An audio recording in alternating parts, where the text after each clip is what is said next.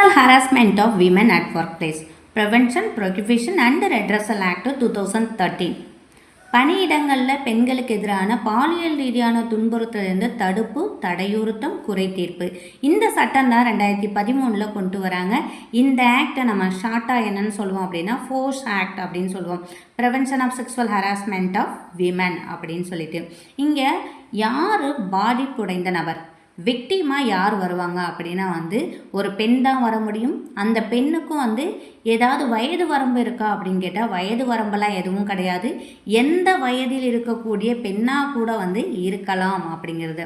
சரி, இதில் ரெஸ்பாண்டண்ட்டாக யார் வருவாங்க அப்படின்னு பார்த்தோன்னா இதில் ரெஸ்பாண்டண்ட்டாக ஆணாகவும் இருக்கலாம், பெண்ணாகவும் இருக்கலாம். அப்போ ஆண்களும் வருவாங்க, பெண்களும் வருவாங்க. ஆனால் பாதிப்படைந்த நபராக யார் மட்டும்தான் வருவாங்க அப்படின்னு பார்த்தா பெண் மட்டும்தான் வருவாங்க.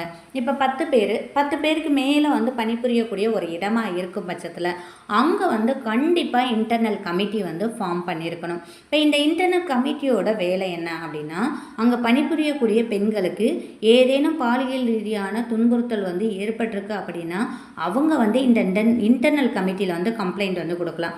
இப்போ பாதிப்புற்ற நபர் தான் அங்கே கம்ப்ளைண்ட் கொடுக்கணுமா அப்படின்னா அப்படிலாம் இல்லை. அதை பற்றிய விஷயங்கள் தெரிந்தவர் கொடுக்கலாம், அவங்களுடைய ஃப்ரெண்ட்ஸு சொல்லலாம், இல்லை அவங்க கூட ஒர்க் பண்ணக்கூடிய ஒர்க்கர்ஸ் அந்த கம்ப்ளைண்ட் கொடுக்கலாம். இல்லை இதை பற்றின விஷயம் வீட்டில் இருக்கக்கூடிய நபர்கள் அவங்க உறவினர்களுக்கு தெரியுது அப்படின்னா அவங்களும் கொடுக்கலாம். இப்போ இதில் காம்பவுண்டபிள் உண்டா அப்படின்னு கேட்டால் அதாவது சமரசம் செய்து கொள்ளக்கூடியதா அப்படின்னு கேட்டால் நம்ம சட்டப்படியே என்ன அப்படின்னா 3 டைப் ஆஃப் நம்மளுடைய குற்றத்தின் தன்மையை பிரிச்சிருப்பாங்க. அதாவது நம்ம கிராவிட்டி ஆஃப் அஃபென்ஸ் அப்படின்னு சொல்லலாம். குற்றத்தின் தன்மையை பொறுத்து தான் தண்டனையானது வழங்கப்படுது சட்டப்படி. அப்படிங்கிறப்ப 3 டைப் ஆஃப் அஃபென்ஸ் அப்படிங்கிறது ஃபஸ்ட்டு பெட்டி அஃபென்சஸ் அப்படின்போ, ரெண்டாவது என்ன அப்படின்னா சீரியஸ் அஃபென்சஸ், மூணாவது அஃபென்சஸ் என்ன அப்படின்னு பார்த்தா hence offences. 3 type of offences நம்ம பார்த்தாச்சு. அதில் ஃபஸ்ட்டு பெட்டி அஃபென்சஸ். இது ரொம்ப ஒரு சீரியஸான ஒரு அஃபென்சஸாக இருக்காது. ஒரு சொல்லோ சைகையோ உருவகேலியோ அந்த இடத்துல பண்ணியிருக்காங்க அப்படிங்கிறப்ப அவங்க ஃபஸ்ட்டு அஃபெண்டராக வராங்க அப்படின்னா அந்த பாதிப்படைந்த நபர் இருக்கா இல்லையா, அக்ரியூடு பர்சன் இருக்காங்க இல்லையா, அவங்க இன்டர்னல் கமிட்டியில் கம்ப்ளைண்ட்டை கொடுத்துட்டாங்க. ஃபஸ்ட் டைமாக இருக்குது, இவங்கள வார்ன் பண்ணிவிட்டு நான் விட்டுறேன், இதுக்கு மேலே என்னை இந்த மாதிரி பேசக்கூடாது, என் கண்ணிலேயே இவர் படவே கூடாது அப்படின்னு சொல்லிட்டு ஃபஸ்ட் டைம் ஒரு எக்ஸ்கியூஸ் கொடுக்கலாம். இந்த இடத்துல காம்பவுண்டபிள் பண்ணிக்க முடியும், சமரசம் செய்து கொள்ள முடியும். இதுவே இது சீரியஸ் அஃபென்சஸாக இருக்குது, இல்லை ஹென்ஸ் அஃபென்சஸாக இருக்குது அப்படிங்கிறப்ப அந்த அஃபென்ஸ்னால் அவங்களுக்கு எந்த மாதிரியான எஃபெக்ட் ஏற்பட்டிருக்கு அப்படிங்கிறதும் இருக்குது. இப்போ இதில் பாதிப்படைந்த நபர் அப்படிங்கிறப்ப இன்டர்னல் கமிட்டியில் கம்ப்ளைண்ட் கொடுத்துருக்காங்க. இன்டர்னல் கமிட்டியில் என்ன பண்ணுவாங்க அப்படின்னா விசாரணை செய்வாங்க. விசாரணையில் prima facie case made out ஆகுது அப்படின்னா அது ஆட்டோமேட்டிக்காக எங்கே போகும் அப்படின்னா போலீஸ் ஸ்டேஷனுக்கு போயிடும். இப்போ போலீஸ் அதிகாரிகள் என்ன பண்ணுவாங்கன்னா அதன் அடிப்படையில் எஃப்ஐஆர் ஃபைல் பண்ணிடுவாங்க. எஃப்ஐஆர் ஃபைல் பண்ணிட்டு தான் விசாரணை நடத்தப்படும். விசாரணை நடத்தப்பட்டு இது நீதிமன்றத்துக்கு போயிடும். நீதிமன்றத்து வழக்கு நடைபெறுது அப்படின்னா அங்கே இங்கே காம்பவுண்டபிள் பண்ணிக்க முடியுமா, சமரசம் செய்து கொள்ள முடியுமா அப்படின்னு கேட்டால் சமரசம் செய்து கொள்ள முடியாது.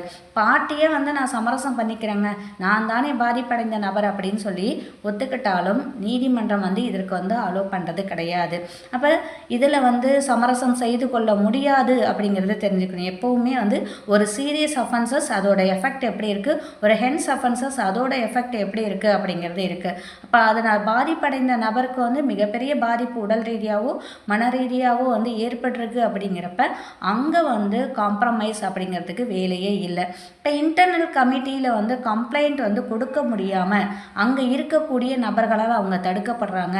அப்படி இல்லைன்னா கம்ப்ளைண்ட் கொடுத்தாலும் அவங்கள நீங்கள் சமரசம் பேசிக்கிங்க, இந்த இடத்துல அவங்க யாராவது ஒரு நபர் அவங்கள தடுக்கிறாங்க அப்படிங்கிறப்ப அவங்க என்ன பண்ணலாம் அப்படின்னா லோக்கல் கமிட்டியில் கம்ப்ளைண்ட் கொடுக்கலாம். இந்த லோக்கல் கமிட்டி அப்படிங்கிறது எங்கே இயங்குது அப்படின்னா அந்தந்த மாவட்ட ஆட்சியர் கண்காணிப்பு கீழ் இயங்கிட்டு வருது. இன்டர்னல் கமிட்டியில் அந்த கம்ப்ளைண்ட்டை எடுத்துக்கலை அப்படிங்கிறப்ப லோக்கல் கமிட்டியில் கம்ப்ளைண்ட் வந்து கொடுத்து அவங்க மூலமாக வந்து விசாரணையை வந்து மேற்கொள்ளலாம்.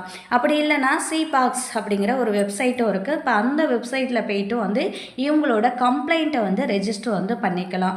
இப்படிலாம் வந்து இன்டர்னல் கமிட்டியில் இருக்கக்கூடிய விஷயம். இப்போ லோக்கல் கமிட்டி அப்படிங்கிறது யாருக்கெல்லாம் அப்ளிகபிள் ஆகும் அப்படின்னு பார்த்தோன்னா, இந்த 10 பேருக்கு குறைவாக வந்து வேலை பார்க்குறாங்க இல்லைங்களா, வீடுகளில் இருக்கலாம், இல்லை ஏதாவது ஃபார்ம் வந்து அமைச்சிருக்கலாம், இந்த மாதிரி சின்ன சின்ன ஒர்க்கை வந்து ஆரம்பிக்கிறாங்க அப்படின்னா அங்கே ஏதாவது பாலியல் ரீதியான துன்புறுத்தல் பெண்களுக்கு ஏற்படுது அப்படிங்கிற பட்சத்தில் அவங்க லோக்கல் கமிட்டியில் வந்து கம்ப்ளைண்ட் வந்து கொடுக்கலாம். இப்போ இதுலேயே அதே ப்ரொசீஜர் தான். ப்ரைமா பேசிக் கேஸ் மேட் அவுட் ஆகுது அப்படின்னா ஆட்டோமேட்டிக்காக எங்கே போய்டும் அப்படின்னா போலீஸ் ஸ்டேஷனுக்கு போய்டும்.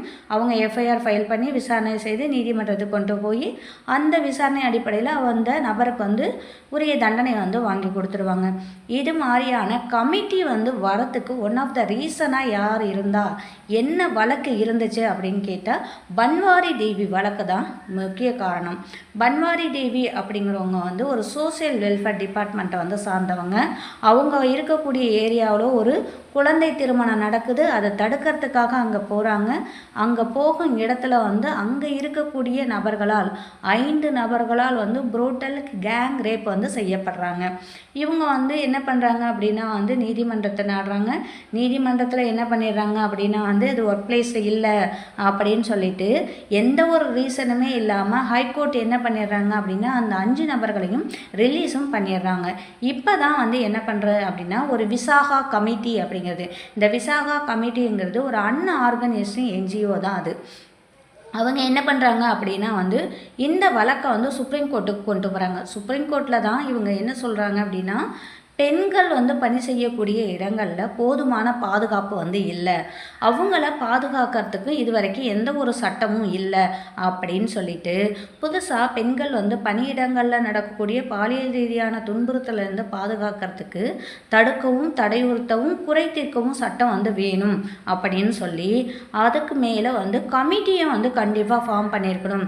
இப்போ 10 பேருக்கு மேலே பணிபுரிகிறாங்க அப்படின்னா அங்கே ஐசிசி கமிட்டி, அதே மாதிரி 10 பேர் கீழே பணிபுரிகிறாங்க அப்படின்னா அவங்க வந்து எல்சிசியில் வந்து கம்ப்ளைண்ட் கொடுக்குற மாதிரி வந்து ஃபார்ம் பண்ணணும் அப்படிங்கிற வழிகாட்டல் நெறிமுறையை வந்து யார் கொடுக்குறா அப்படின்னா வந்து இங்கே விசாகா கமிட்டி அப்படிங்கிறவங்க தான் வந்து கொடுக்குறாங்க. இது 2016 தான் வந்து ஐசிசி எல்சிசி அப்படின்னு இருந்தது. அதாவது ஐசிசி அப்படிங்கிறது இன்டர்னல் கம்ப்ளைண்ட் கமிட்டி, எல்சிசி அப்படிங்கிறது லோக்கல் கம்ப்ளைண்ட் கமிட்டி. இதை ரிஃபில் பண்ணிவிட்டு 2016 ஐசிஎல்சி இன்டர்னல் கமிட்டி லோக்கல் கமிட்டி அப்படிங்கிறத வந்து கொண்டு வராங்க.